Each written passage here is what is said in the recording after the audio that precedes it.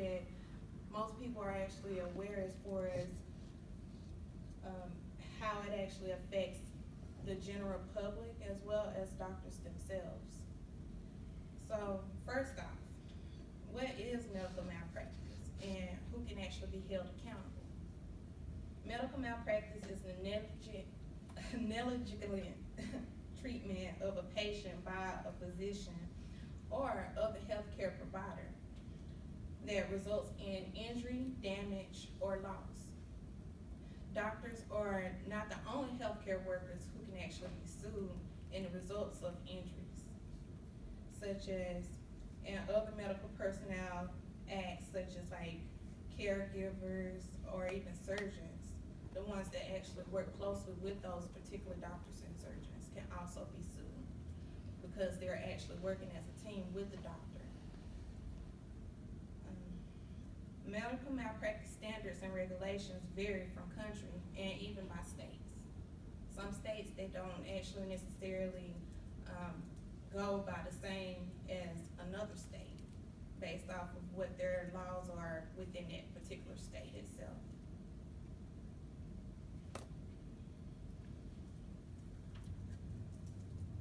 So that leads to my follow-up question as far as, are the surgeries actually needed or not? In Louisiana, Larry Metro Isaacs gave up his medical license after he allegedly removed a healthy kidney from what was supposed to be a colon surgery. In California, he mistakenly removed a woman's fallopian tube. Ouch. Like, how do you actually accidentally remove these type of parts? That's the thing that I always wondered. In California, he mistakenly removed the fallopian tube. More surgeries on women followed, including one in which he allegedly left her intestines disconnected. Facing state sanctions, he surrendered his license thereto. In New York, where regulators are moving to take action based on California's problems, he also agreed to give up his license. But in Ohio, he found a new home. He was able to actually practice medical practices within urgent care, in which the state can actually take actions against doctors based on license surrenders, but not in the state of Ohio.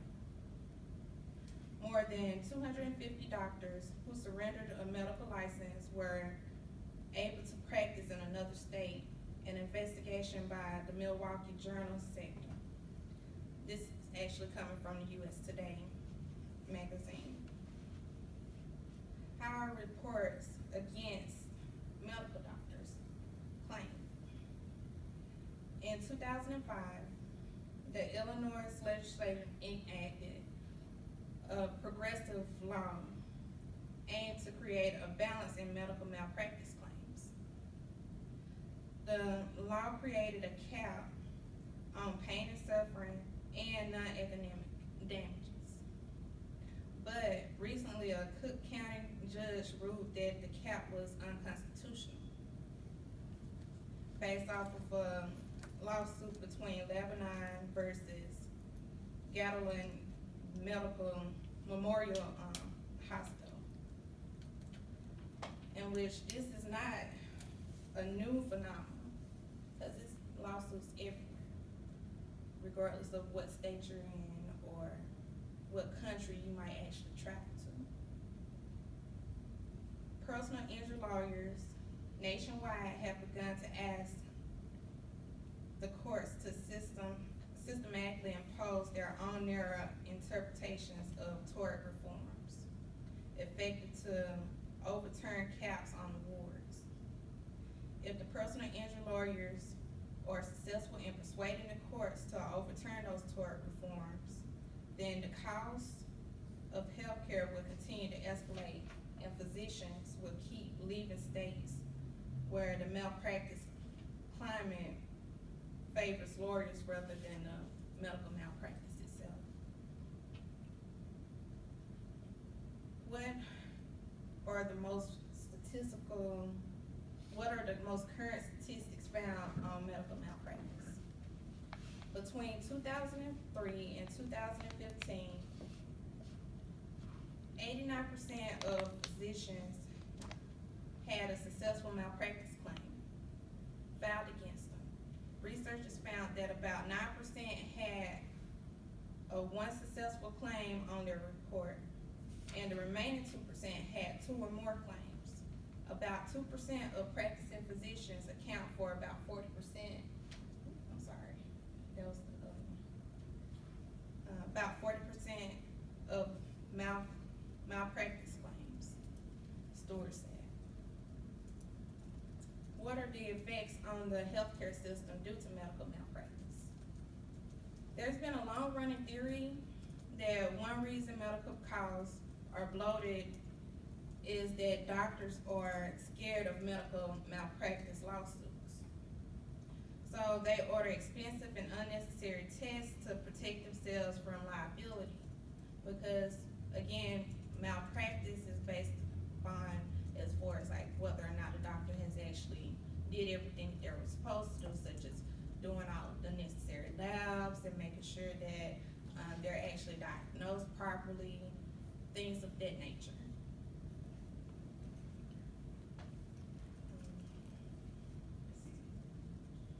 There is 3 states over the past decade that enacted laws that put stricter limits on medical malpractice lawsuits. There hasn't been much of an impact in the volume of costs on emergency care. A new Reynolds Corporation study shows. This is coming from the Washington Post. What are the views that stay within regulations of doctors that stay within the regulations on medical malpractice? Well, many in the medical profession spend time worrying about unfair medical systems, well, medical malpractice systems, to be exact. And another thing is, how is it overused to punish innocent doctors? They say the system is failing to help us reduce spending. This may be true, but it seems more attention needs to be paid on how it improves the quality care. Does the do not resuscitate clause follow up with the same studies as medical malpractice? Well, in the article found on the Australian Science, the author explained a case where a hospital patient had a do not resuscitate tattoo on his chest. He states they state as far as the drawbacks with all advanced directives, people change their minds very quickly, then they change their tattoos or formal instructions.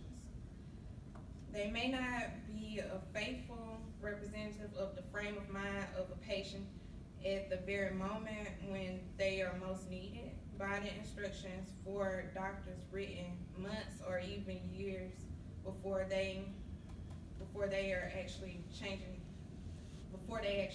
their minds, or even as far as like the effects of doctors may actually be considered as wrong.